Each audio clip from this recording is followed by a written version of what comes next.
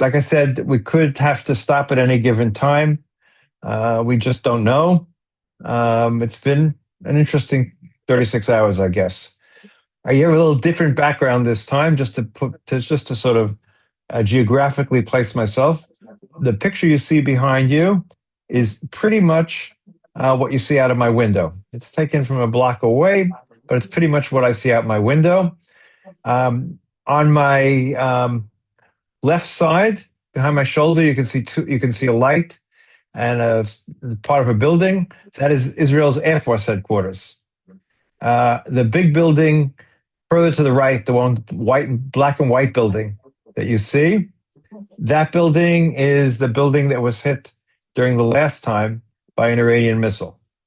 So that gives you a sense of where I'm speaking from right now.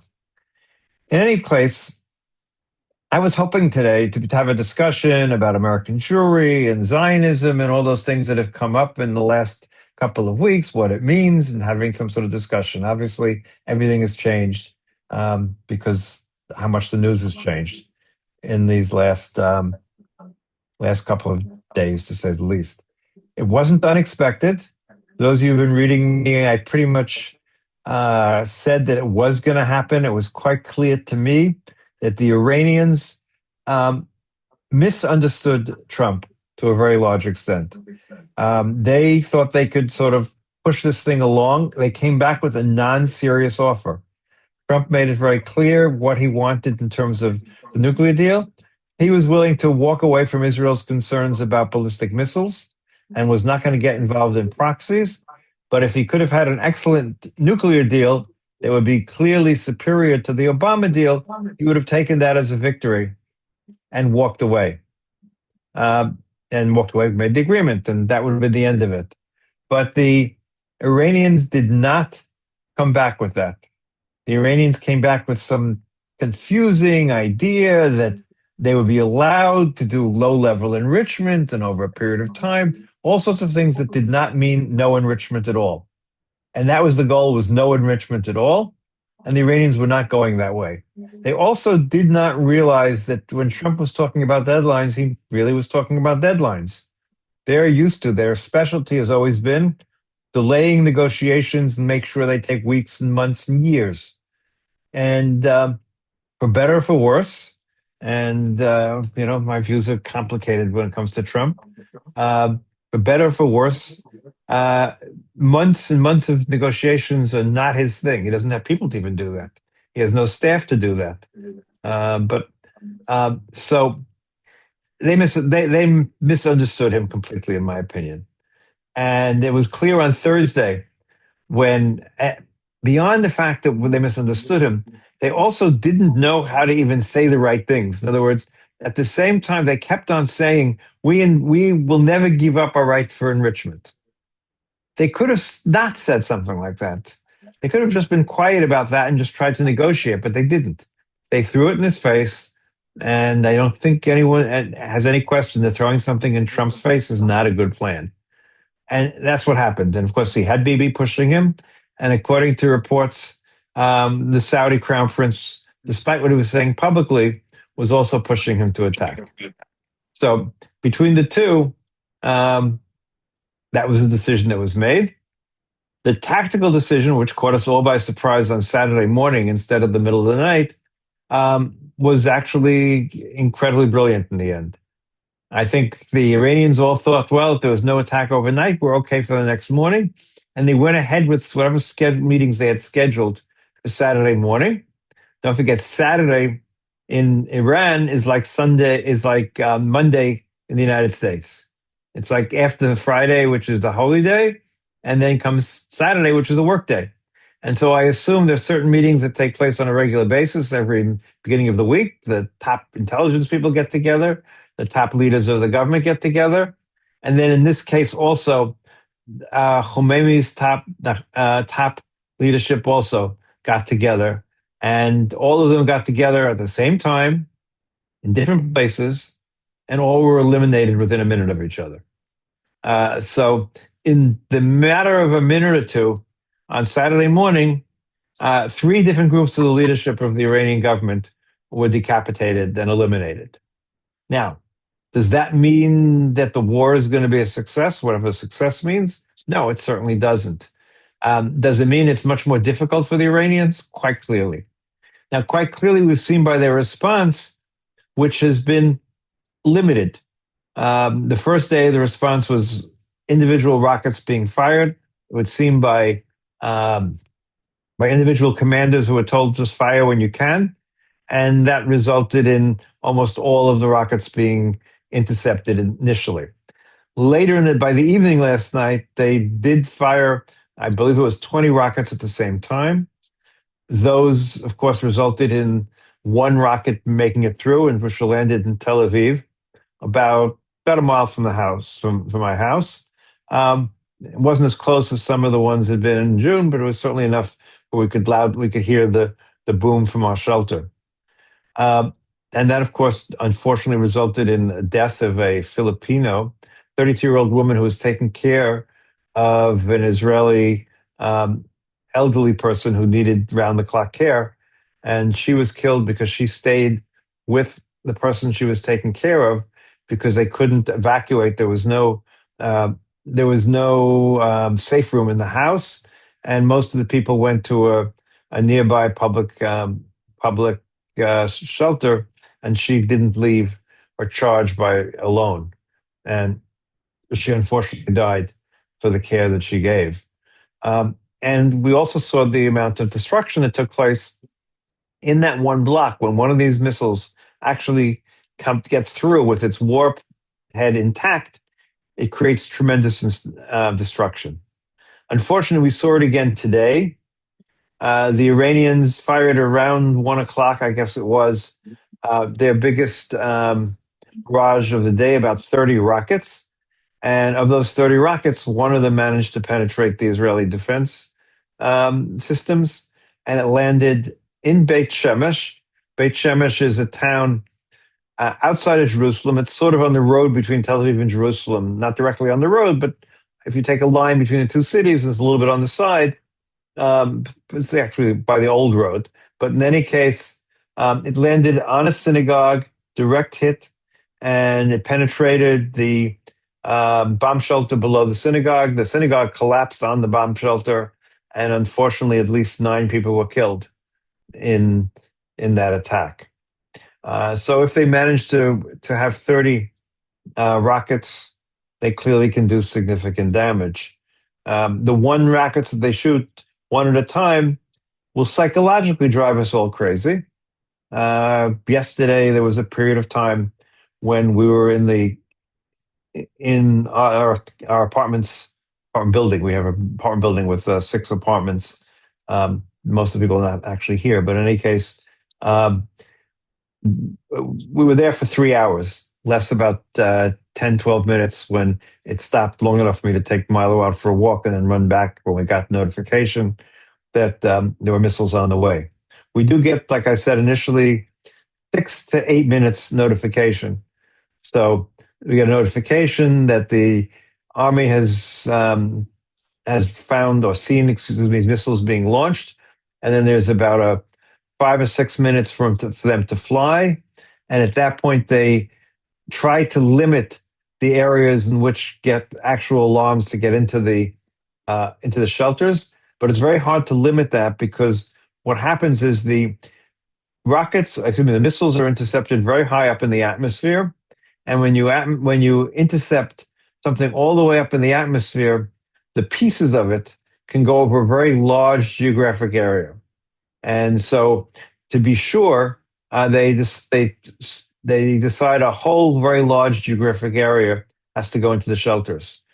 During the war with Gaza, it was much more limited. They could limit it to a series of blocks almost to where people would have to go. In this case, it's literally half the country sometimes, or a third of the country sometimes. In any case, that's where it stands in terms of defense. The defense seems to be as good as before, maybe even a little better. Israel improved the defensive systems to some extent. The mid-range David Sling was improved, so it can also be used against ballistic missiles. And of course, we do have the lasers, but they're not good for ballistic missiles. They're only good for for drones and for shorter range missiles. Part of the reason, I have very mixed feelings about the whole thing. Let's put it that way. Both directions, whether it's a good idea or a bad idea. Obviously, the way it turns out is going to determine. We're not prophets. No. It's a risk. If it turns out really well, it was a good decision. If it turns out badly, obviously, the opposite's the case. But leaving that aside, I thought the next confrontation with Iran should wait a little bit, wait until we have built back more of our arsenal of interceptors. Now, don't get me wrong, I have no idea how many we have. They say sufficient, but we don't know that for a fact. But we were also about to start making operational the Arrow 4, which will replace the Arrow 2, and is more effective than the Arrow 3. So obviously, more effectiveness is good, and it's a shame that we don't have them ready yet. So I was sort of in the belief that if we're going to have another confrontation with Iran, let's wait a few years. But again, an opportunity arose. Remember, this whole thing started not because of anything we did. It started because the Iranian people began to revolt. They revolted in large numbers. President Trump made, for a president of the United States, an ill-timed tweet or a statement on Truth Social, basically saying, "We have your backs, go out in the streets." And of course, they continued to go out in the streets, and 30,000 of them were killed. There really was nothing he could do at that time. The U.S. did not have the forces in the Middle East to effectively intervene in any significant way. So, but the last thing Trump wants to be is another Obama vis-a-vis Syria, where the Syrians broke the red line that he had established, and instead of intervening militarily, which his advisors had suggested, and which he seemed about ready to do, he made a deal with the Russians and solved the problem that way. He did accomplish something, by the way. He did get all of the chemical weapons out of Syria at the time. So you can't say he did nothing, but he was skewered by the Republicans for backing down and not keeping to his word, et cetera, et cetera. And of course, as we know, if you want to know what Trump's policy is, just look and say it's the opposite of Obama or the opposite of Biden. That's what it is. Whatever subject matter it is, that's what it is. For better or for worse, you can identify what his policy is going to be as long as he perceives it. Again, doesn't necessarily mean it's true, but he perceives it as being opposite of Obama's. That's what he will do. And in this case, he did not want to back down. And that's how we got into this whole spiral. Now, once we got into the whole spiral, obviously, Bibi pushed for him not to back down. And like I said before, it looks like the Saudis also pushed for him not to back down. What made him finally decide? We don't know. It's Trump. And with Trump, you never quite know. But, one thing I've always said, and I'll stick to it, I've always believed that the one thing that Trump understands is the Middle East in terms of the geopolitics and the real estate and everything relating to it. I don't think he understands Russia, Europe, unless he's, understands it only in the sense that the Russians influence him, but we'll leave that part aside. I don't know how much he understands Taiwan, China, and Japan, and the alliances in Asia, and all of those things. I have a strong feeling he understands very little of all of these things, but he does understand the Middle East to a large extent. Remember his background. New York State real estate developer, someone who was involved tangentially with the Jewish community for 40, 50 years more. I think I mentioned it before. I had him as a grand marshal of the Israel Day Parade, which I was in charge of in 1988, long ago. So he has been involved tangentially and directly for the longest time. So I think it's the one thing he understands, for better or for worse, not all the nuances, etc. I mean, we won't overcome the fact that his two negotiators, Jared Kushner and Steve Witkoff, are single-handedly handling the Middle East, Russia, Ukraine, and a couple of side things as well. And while they may be really intelligent people, really capable people, I can't say they're not. And they probably are to some extent. Certainly doing real estate deals, they seem to be very good. crypto deals, they seem really good. But let's even assume they have some good foreign policy understanding. They work without any significant staff, and they're handling the most complex issues that exist. I am a strong believer in staff work.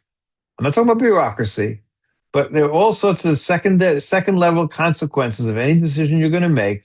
And without the staff work, you can't possibly know what those are going to be and what effects what you're deciding are going to have on those secondary effects. But that's, Trump style. That's the way he's been running these things. And we've ended up where we've ended up. Now, like I said, the attacks themselves, the first day of attacks were extremely successful. Trump just gave an interview and said things are far advanced than where he thought they would be. That may be true. We do not know what the Americans have been doing, by the way.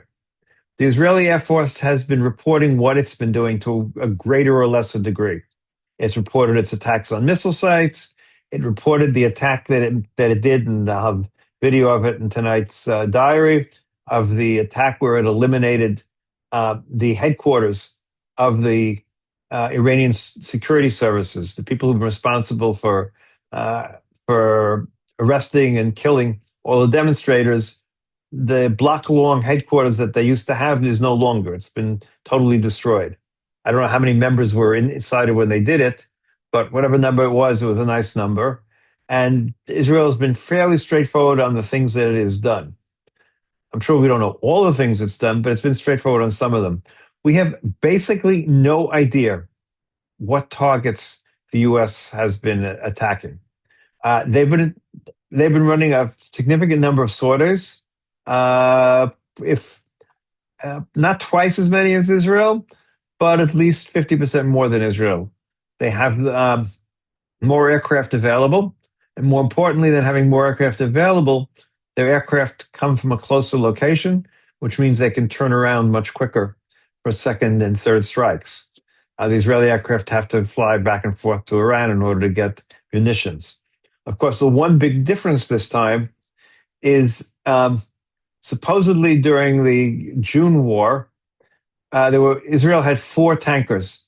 Israel has its own old tanker fleet made up of converted 707s, and he had 4 tankers sitting over near Iran or over Iran, depending on what the threat level was. The U.S. has 50 tankers in the air in the area. So it basically is one big gas station, and any fighter bombing aircraft that is short on fuel can immediately tank up and keep over the battlefield, which also means Israeli aircraft can stay on the battlefield and above the battlefield for much, much longer. So if a plane has been assigned the job of attacking missile sites based on when one becomes available, it can stay on station for an hour or 2 or 3, when previously it could probably only stay on station for 30 minutes or 45 minutes. So that's a big difference and a big change. So we don't know what the Americans are doing. There were reports today that the B-2s were used, and they were used, the report, and I don't want to know for sure it's true or not, but that's what the reports say, is they were used for an underground cave facility where the Iranians are storing their ballistic missiles.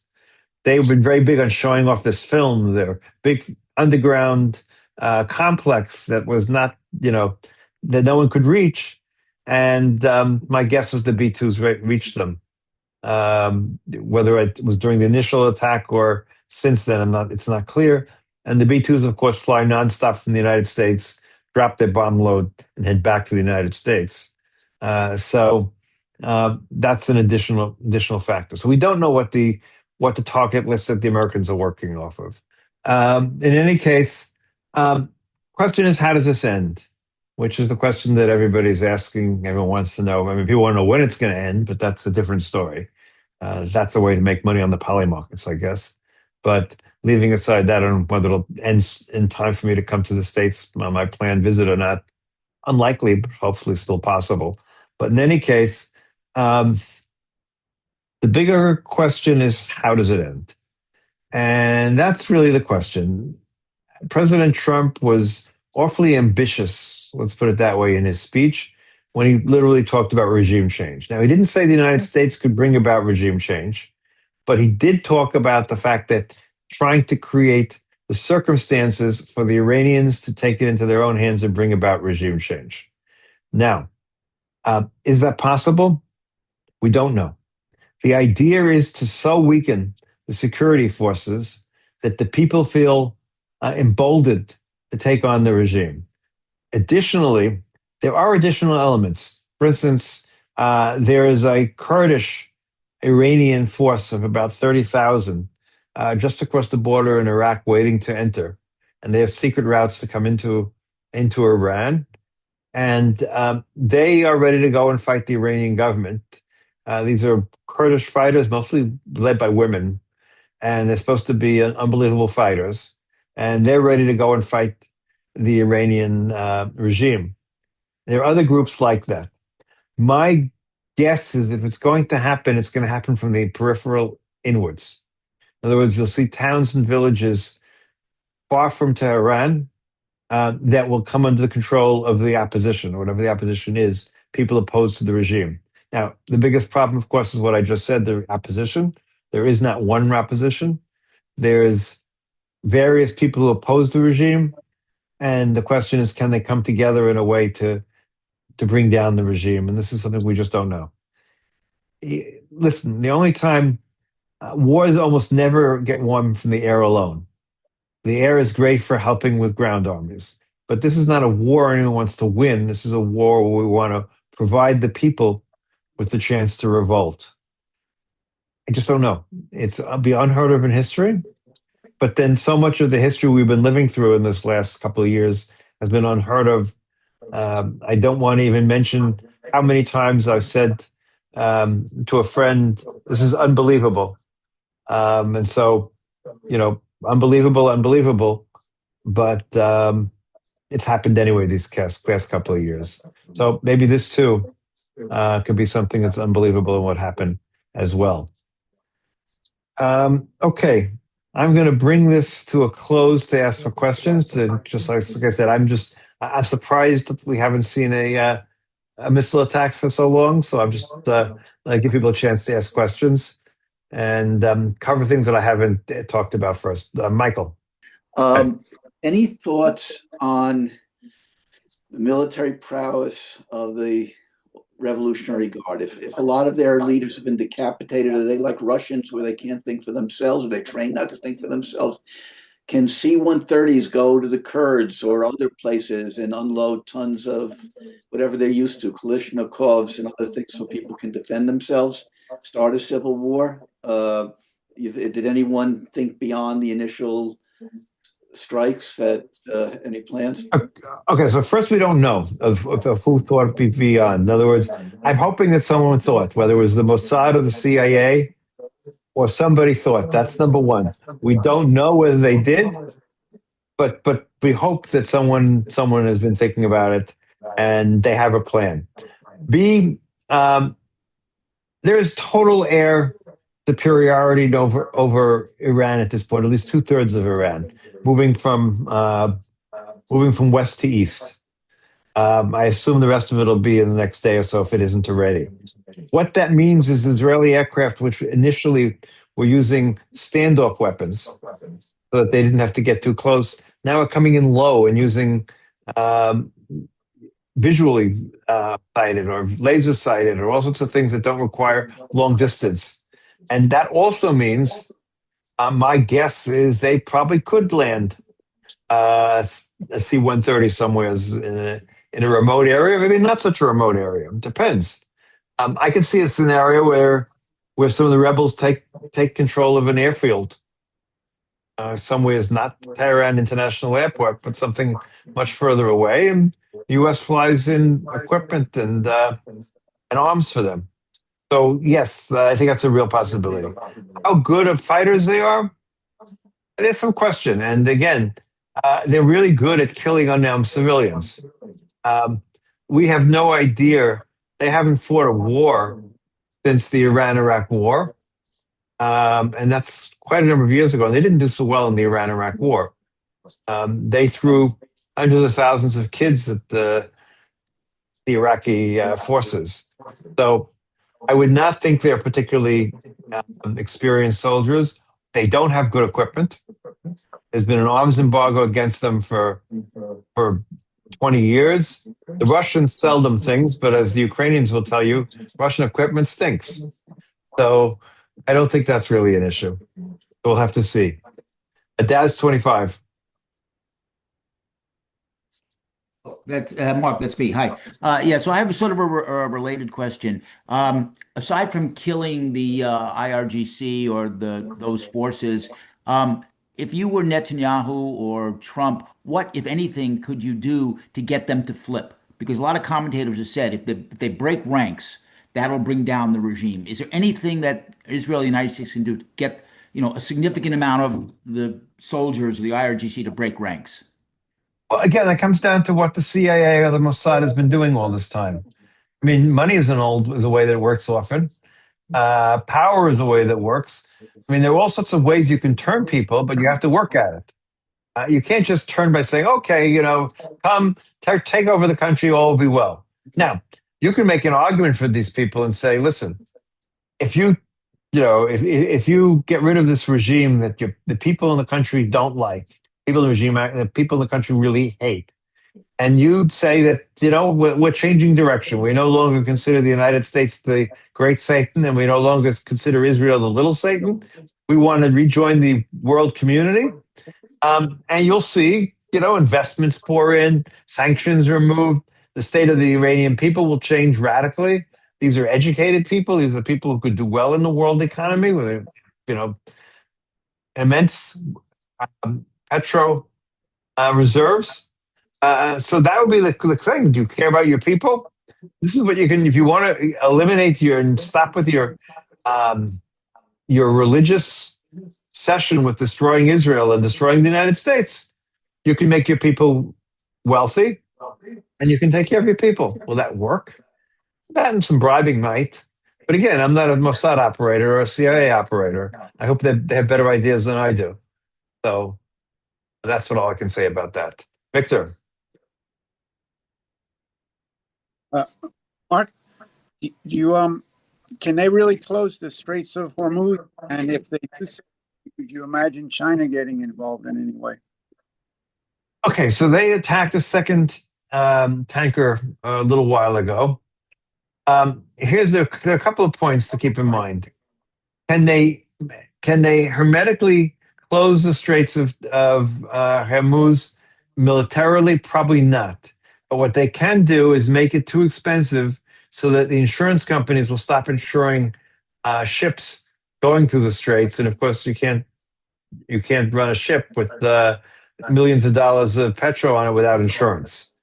So that's what they could do. Now, can the United States take action against all of these things? Yes. From what I understand, and the information is pretty limited at the moment, the ship that they attacked, they didn't attack was from a warship. They attacked it from one of their own oil tankers, the illegal oil tankers, part of what's called the shadow fleet, that the Russians and the Iranians and beforehand the Venezuelans were using, and they attacked it from that ship. Now, can the whole shadow fleet be taken? I think so. They should have been, but they haven't been until now. They can cause real damage in that sense in terms of time. The Chinese, again, what are the Chinese going to do, per se? The Chinese do not have, as much as they can threaten Taiwan, which is a whole other discussion, they don't really have a blue water navy yet. They can't deploy forces of any significance to the Gulf or anywhere else. Neither can the Russians, quite frankly. So up till now, the United States still holds a monopoly on blue water navies right now. And so there's a very limited amount of things that the Chinese can do. They can pressure, they can scream, they can yell. But we'll have to see. Look, we have to understand something else which makes this complicated. The Iranian regime is fighting for its life. Its back is against the wall, and it fears that it will become tumbling down. And of course, you can assume if there's a revolution that the personal lives of an awful lot of these people aren't going to be particularly pleasant. There are a lot of people who are really angry. There are 30. There are families of 30,000 people who were killed, who all want revenge, and they're going to want revenge against the people who ordered their loved ones killed. Every time you kill one of these protesters, there are 8 people. I mean, just an average, but 8 people from his immediate family who's pretty angry.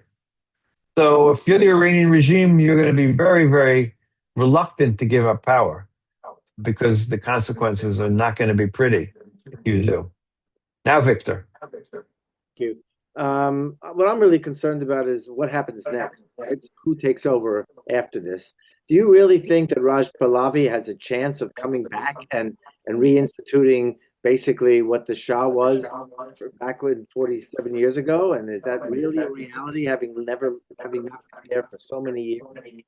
And one other comment is, if you worry about revenge, just think about where we are with Gaza and how we're going to end up having any sort of rapprochement or any sort of place where there isn't revenge sought by that whole circumstance. But that's a whole different story. Okay, I'll take the second one. I agree with you 100%, but that's a difference. That's a failure of imagination in terms of the Palestinians that goes back all the way. We'll discuss that some other time because it's a big question, but not immediate. As to Iran, look, he doesn't claim he wants to bring back the government of his father. He claims he wants to be just an intermediate figure till there can be elections and electing a democratic government in Iran. I think he believes. I don't think he has any interest in being the new emperor of Iran. Can he pull it off? Normally, I would have said no, but he's been yelled enough. His name has been bandied enough by the demonstrators and calling it out that he's at least the only person we can think of as a potential as a leader right now. It's only a figurehead. It's someone to rally around. Look, here's the question. You're the United States and you're Israel. And let's say you're thinking of a scale from 1 to 10. Who should lead Iran? From good to bad. And let's say good is a 10 and 1 is the worst. Khomeini is at 1. There's been some discussion here. Well, who's going to replace Khomeini? It's going to be worse. And so many commentators, by respect, have said in the last couple of days, there is no one worse. He couldn't come up with anyone who's worse than Khomeini. So anyone is going to be better than Khomeini, whether because he has less power, because he's not as smart, because he's not as ruthless, because. So Khomeini is the worst. The best would be Western side democracy, a president elected by the people with a whole government, checks and balances, et cetera, et cetera. Obviously, we're not going to get to a 10 anytime soon. But can we get to a 6 or a 7? Is it possible that you could get a interim government of the army and others who do what I just described in terms of decide we're moving towards the West, and we want a different outlook, and we no longer consider the United States the great Satan and Israel the little Satan, and we are in favor of a democratic system, and let's see what we can do to create some sort of a democracy in our country going forward. Is it possible? Can we hope for that? We certainly can hope for that. Do we base all of our plans based on that happening? Of course not. But we can base our plans on the fact that Khomeini was 1. He was the worst. So anything now is going to be better than Khomeini. How much better? Again, none of us are prophets. We don't know for sure. But I think we can reasonably expect that things will be better without him there than with him there. Paul again. Yeah. So however this comes out, whether it ends this week, next week, whatever, it seems like Iran's ability directly to threaten Israel is going to be, if not totally limited, severely reduced. Okay. What about the proxies, Hezbollah, et cetera? Does Iran even have the resources anymore to material, money, whatever, to prop them up? Well, there are 2 parts to that. First of all, do they even want to prop them up? Considering the fact that right now, one of the big questions here is Hezbollah going to come to the aid of Iran? And so far, the indications are not. I mean, a couple of days ago, the head of Hezbollah gave an interview and basically said, well, we're not going to come to the aid if there's a limited U.S. strike. But he said if Khomeini was killed, then we'd have no choice. Well, it's been 24 hours since Khamenei was killed. We're pushing 24 hours since it was confirmed that he's dead. Another few hours, we'll get to that. The head of Hezbollah said he said what a terrible thing it was that he was killed. He condemned the fact that he was killed. But that was the extent of it. No one knows if Hezbollah is going to get involved. It's certainly not in their interest. So will it be in the interest of Iran to keep on supporting Hezbollah? I mean, that's one of the big arguments that the demonstrators made. No to Palestine, no to Hezbollah, no to that. Support Iranians. The Iran First movement, very similar to the American First movement, except we're talking about ridiculous differences in sums. Obviously, the American amount that is spent on foreign aid is, I think it's under 5% of the U.S. budget. In the Iran situation, you're talking about 40% and something in those areas. So it's a whole other thing altogether. But leaving that aside, I don't think we'll have to worry about the proxies in the same way. I mean, look, Hamas is not going to be a danger to us anytime soon. Hopefully never. Hezbollah, the Lebanese people seem ready to try to limit them. Will they succeed? We don't know. And as far as the Houthis are a bunch of crazies, and I don't know what can be done about them. But they've remained a bunch of crazies. So, let's see. So you seem to believe that Israel is almost certainly safer after all of this.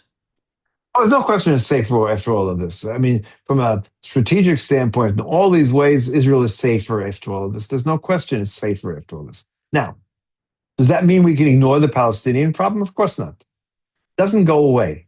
It's still there, festering, worse, better, more terrible. We can have a whole discussion about where it stands, but we've spent, look, the book that I just finished, which will be available hopefully in about 2 months, and it spans from Oslo until this war. It clearly shows that, on one hand, there was a serious attempt to reach a settlement with the Palestinians. Whether it was Rabin or Barak, it was a serious attempt to reach that settlement. It also shows that Hamas repeatedly stood in the way of that, did all it could to torpedo from the time of Oslo all the way through. They've consistently torpedoed any chance of peace. And we have our own crazies that have torpedoed that plan for peace. The one thing that Hamas and our crazies have in common is they both are acting out of religious beliefs. And both seem to think that God gave each of them the land exclusively. But leaving that all aside, the Palestinians have had agency, which is one of the things that all the demonstrators against Israel just sort of ignore.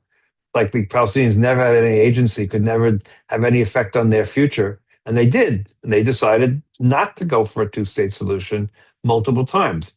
Does that mean we've all made the right decisions? No, we've done terrible things. But that's the course we have. So your answer, to go back, I mean, there's a long way back to your answer. Israel will never be safe will never be a totally normal country, Switzerland or, you name it. Hope you all enjoy. Some of you listen to the podcast with the Swiss ambassador. I really enjoyed him and wish I was Swiss in some ways, so we'll leave that part aside. But we'll never become Switzerland without coming to a peace with the Palestinians. However, if the Iranian threat is removed, the existential threat that could blow us up, right? In other words, there is always the fear, and we all still have that little bit of fear that maybe the Iranians, despite all we did, have developed one nuclear bomb. Maybe they have one atomic bomb.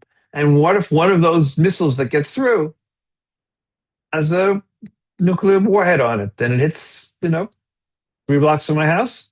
I won't be here, but I don't know how much of how much will be left of the state if that happens. I mean, physically, a lot will be left. But so that's an existential threat. That's a threat that could wipe us out tomorrow morning. The Palestinians are a festering wound that, you know what happens to festering wounds? They don't get any better, and they sometimes get worse, and we need to deal with, but it's not an emergency in that sense. It needs to be dealt with, but it won't kill us tomorrow morning, while a nuclear overrun can kill us tomorrow morning. Anybody else? Hey, one last time, anyone else? So, okay. We've actually, Richard, okay. Stay safe, Mark. Have you thought of putting up a link where we could pre-order your book? Soon. We will do that very soon. Our little bit of a problem, and I'm open to ideas right now, is the book. The subtitle of the book is Israel from Oslo to the Gaza War. But we're looking for a really good title. And despite multiple tries, we haven't come up with the title. So once we have the title, we can have the cover and we can put it up on Amazon for pre-order. So anyone have any great ideas for a title? The subject, you understand, and also, by the way, the subject also covers not only the military, political, etc. It's also a narrative of what happened in terms of high tech. So it's the book that talks about Israel year by year and what was happening in what I called the other Israel, the different Israel, what was going on in high tech and how that developed. While the narrative of the book is we made no progress in 30 years on these big political stories, but economically this country was transformed in totality. So, Harvey. Comment and a question. It seems to me that we are now in the world of the authoritarian presidency, and that has changed everything. After 2 weeks in Israel in October, November, I came away with a feeling that Netanyahu actually had enough support to be reelected, much to my disgust. And that puts us in a different world, and it creates tremendous instabilities. I have no illusions that there is a second B team or A minus team that will replace an 86-year-old man who was murdered, and in combination with the fact that it takes 2 years to build a Patriot missile, and I think we're running out of them. We can't supply Ukraine, probably can't supply Israel. We've got some serious issues, and I welcome your comments. Okay, so to a point, it's a wide range. So I'll start with the easy part, which is the last part. We don't make Patriot missiles. We make arrows, and we make David slings, and we make all those other missiles. It doesn't take us 2 years to make it. We're turning them out, I don't know what speed, but at a pretty rapid speed. And on top of which, I think I wrote about the fact that the Prime Minister of India was here just 2 days ago, and we made a strategic deal with them. And I think part of that deal is they're going to be manufacturing a lot of our arms for us, because we don't have the order books of all three of Israel's large military contractors, Israel Aircraft Industries, Rafael, and Elbit, are $20-30 billion worth of back orders at this point. And we don't have the capability of making it quick enough. And the perfect partnership is with a country like India with extensive labor availability. And I think they'll be doing a lot of the manufacturing for us. We'll be doing the R&D. We'll still manufacture our own, obviously. But that will allow us to, more than catch up and make enough.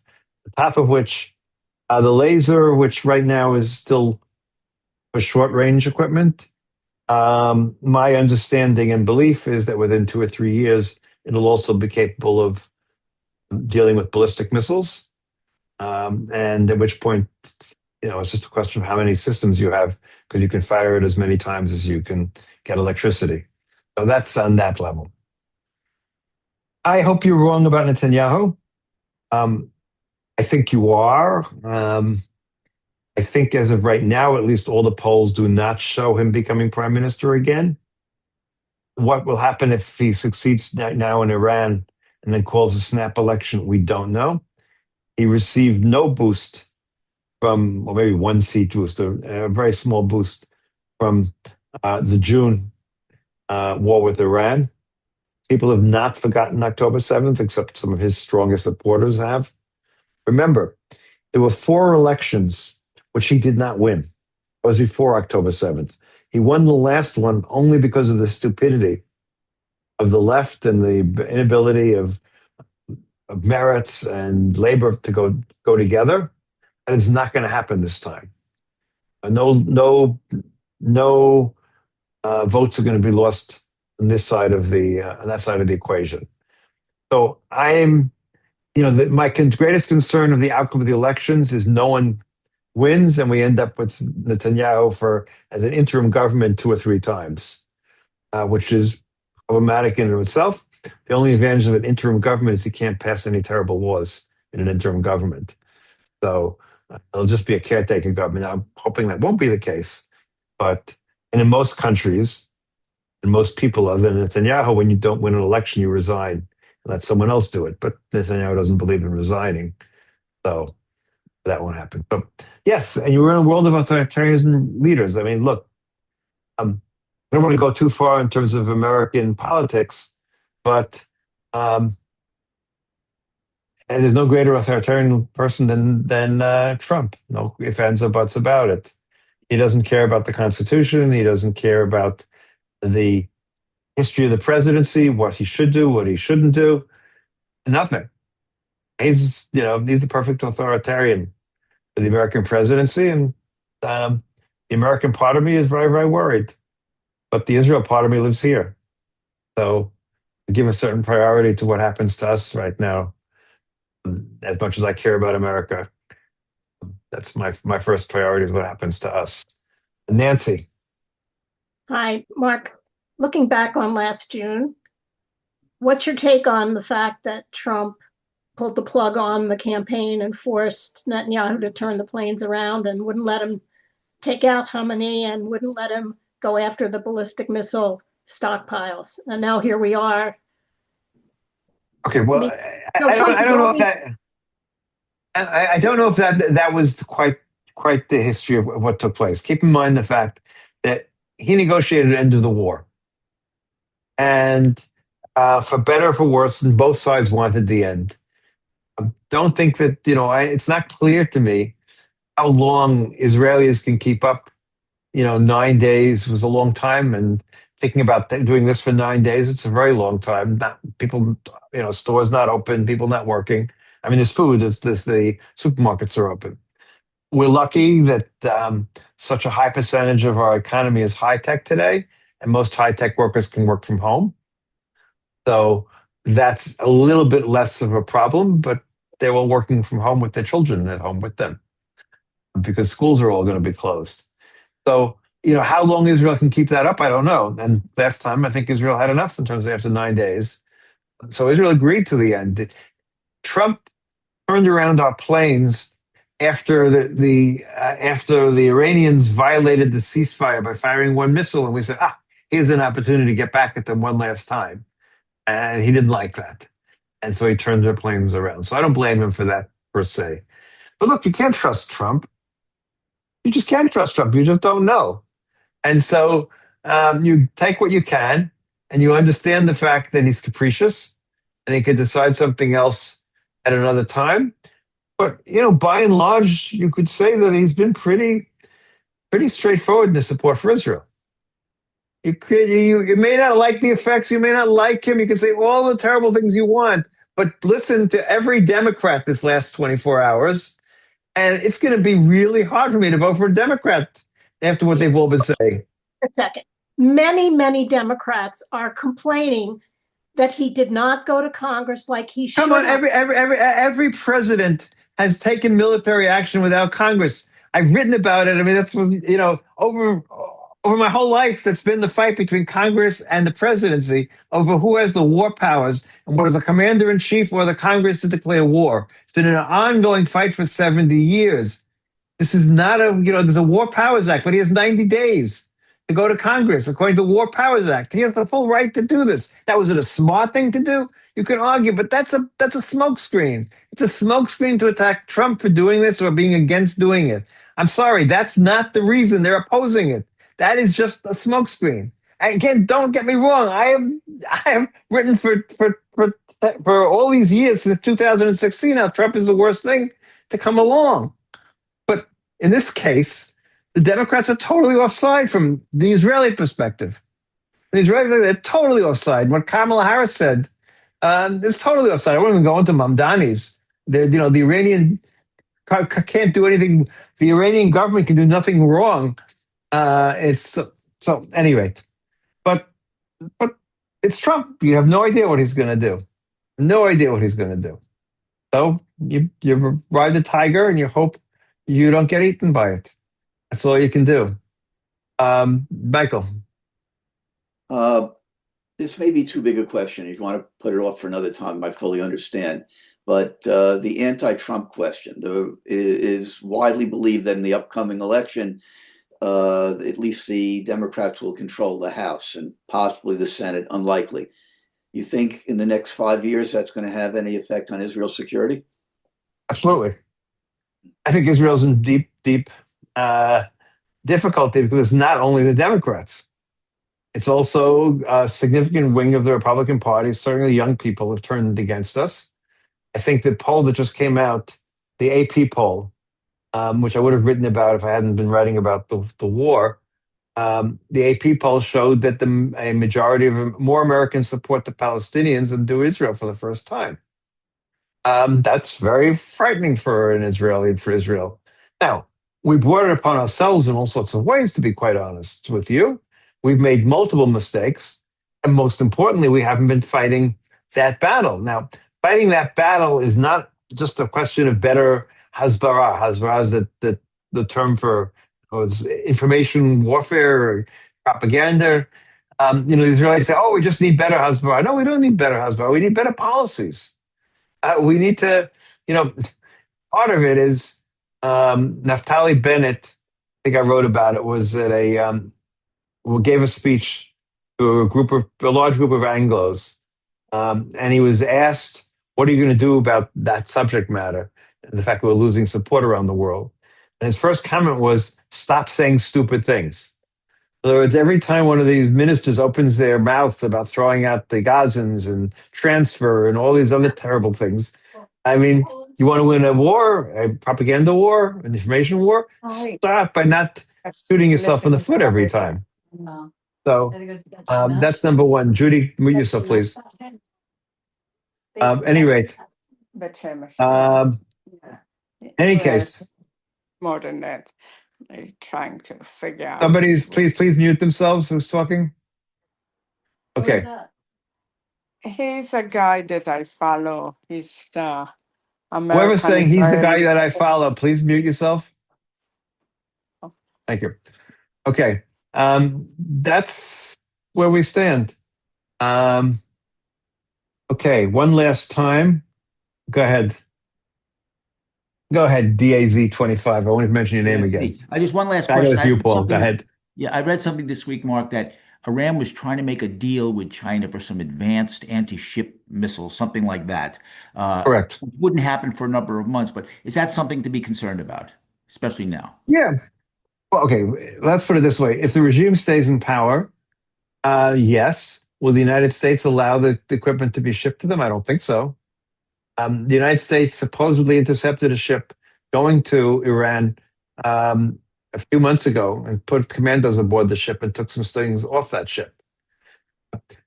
Iran is sanctioned, and sanctioned by the UN, actually, not only sanctioned by the United States. So the United States has the right, actually, to stop shipments that are going into Iran. What happens in the future? That depends on how this war ends. But yes, America should be worried about that. But again, we don't know. Look, the bigger question, we're assuming that Chinese military equipment is far superior to Russian military equipment. It's probably the case, but we don't know that to be the case. Look, I can have a whole discussion about also some of the problems with American military equipment and the slowness in which R&D takes place in the U.S. military industrial complex. But that's a different story altogether. Okay, well, I thank you all.